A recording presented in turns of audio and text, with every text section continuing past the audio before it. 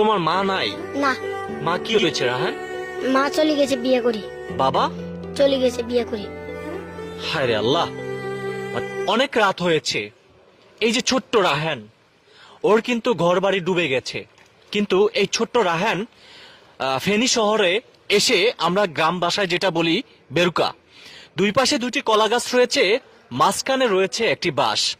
তো এই ছোট্ট রায়ান অনেকক্ষণ যাবৎ চেষ্টা করছে এটি কোনোভাবে বেঁধে মানে সামনের দিকে আগানোর জন্য। তো বিষয়টি দেখে না আমার কাছে না খুবই খারাপ লেগেছে।